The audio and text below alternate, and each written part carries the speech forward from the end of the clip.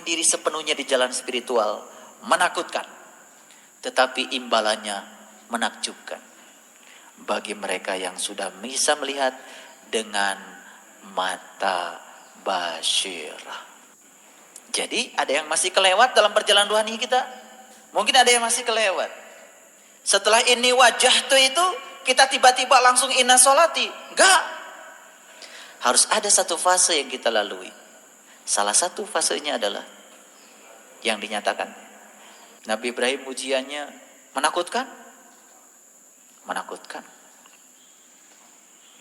Tapi Nabi Ibrahim derajatnya menakjubkan. Aneh. Kita pengennya yang menakjubkan saja. Tetapi tidak mau melewati jalan yang menakutkan. Jadi pengennya kita hasilnya saja. Ya Allah. Pengennya masuk surga langsung. Pengen kayak Nabi Ibrahim. Tapi cengeng. Dikit-dikit curhat. Dikiranya belajar agama di masjid sini. Bukan. Kita belajar agama dalam kehidupan sehari-hari, setiap detik, setiap saat. Cuman di masjid ini diingatkan kalau yang sedang terjadi itulah agama.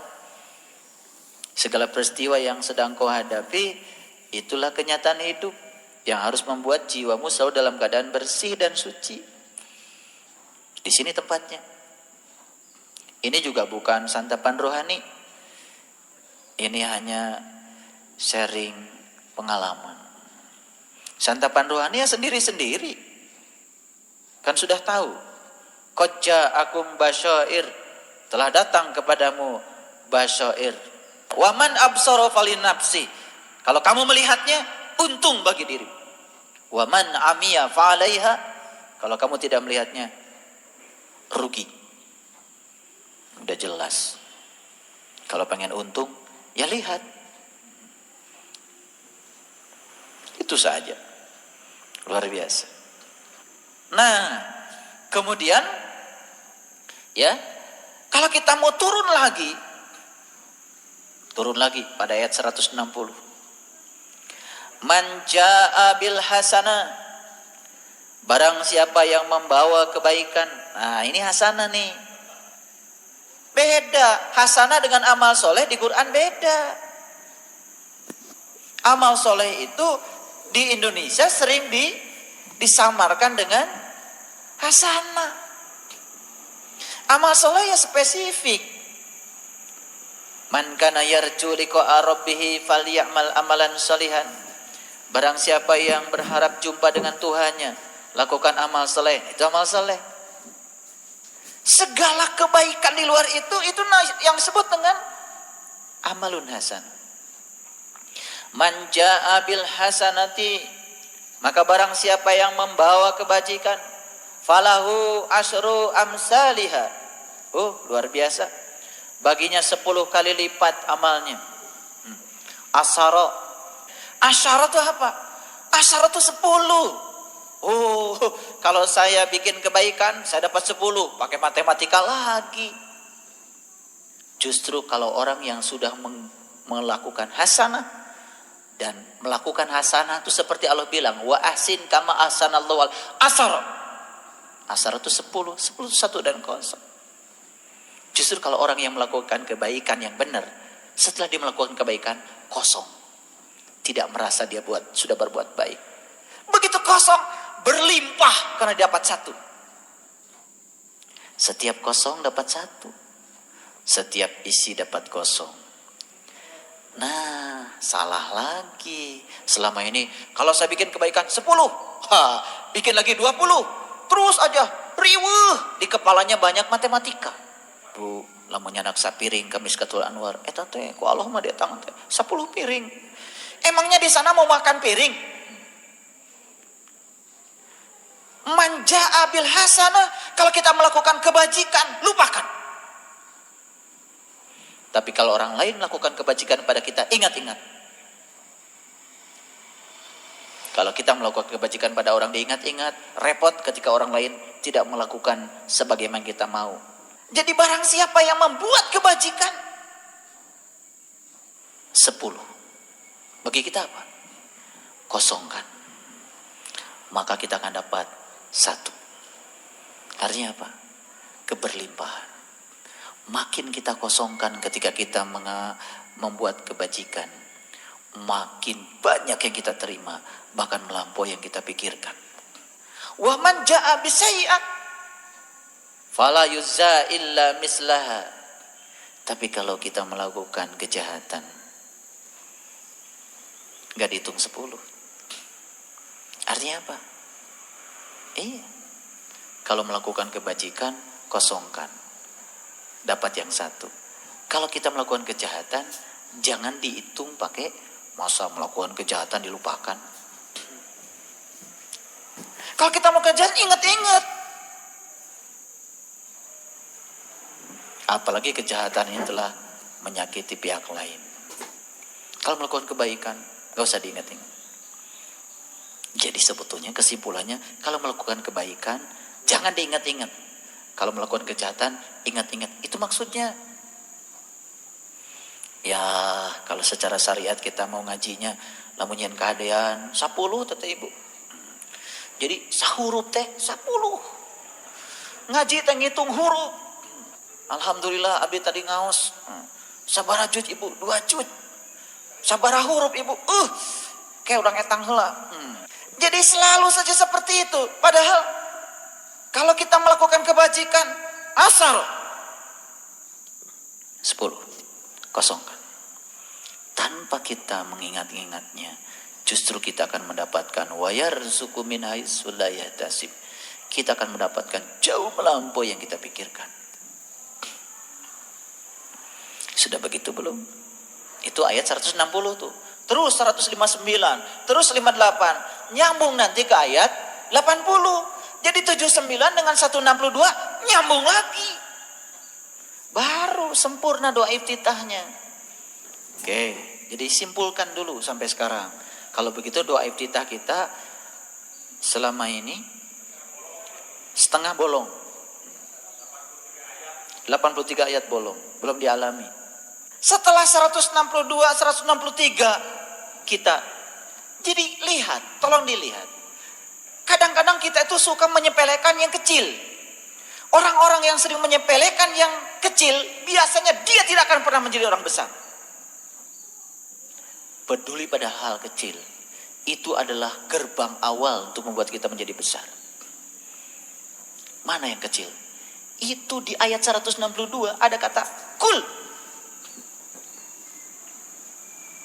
Ayo, jangan dilewat itu. Sadari. Kul itu perintah bukan? Apa artinya? Katakanlah. Betul? Jadi ternyata kalau katakan. Bagaimana Jakarta itu? Hanya untuk orang yang baru pulang dari Jakarta. Betul? Betul?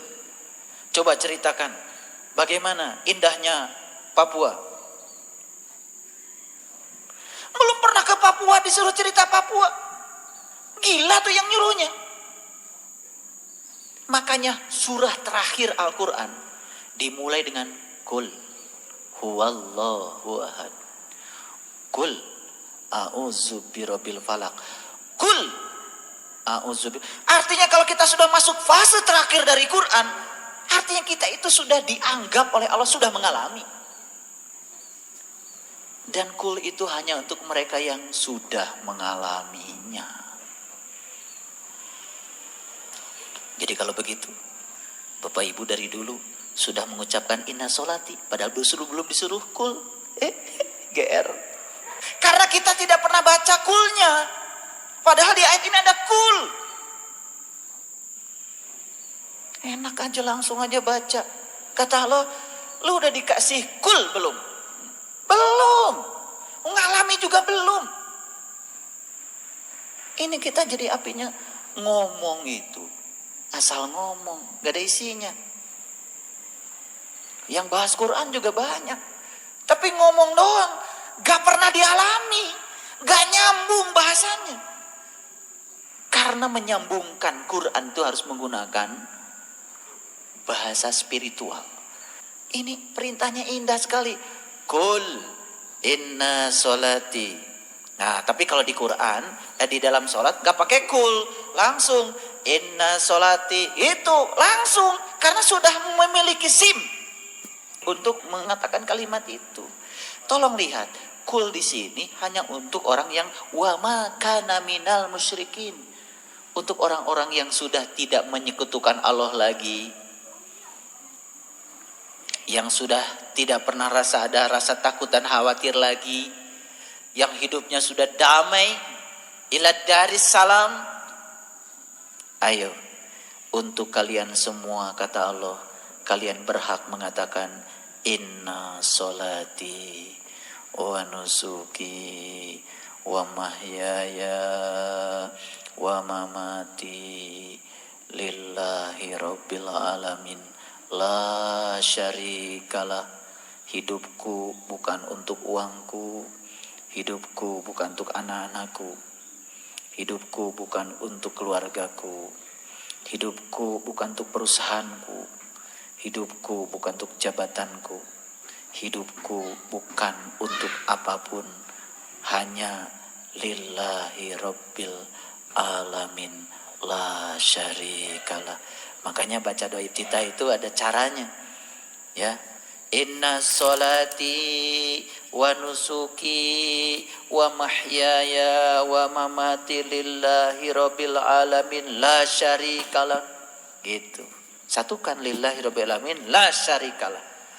Baru wa bizalika umirtu, dan aku adalah orang yang selalu turut tumut pada apa yang kau perintahkan padaku.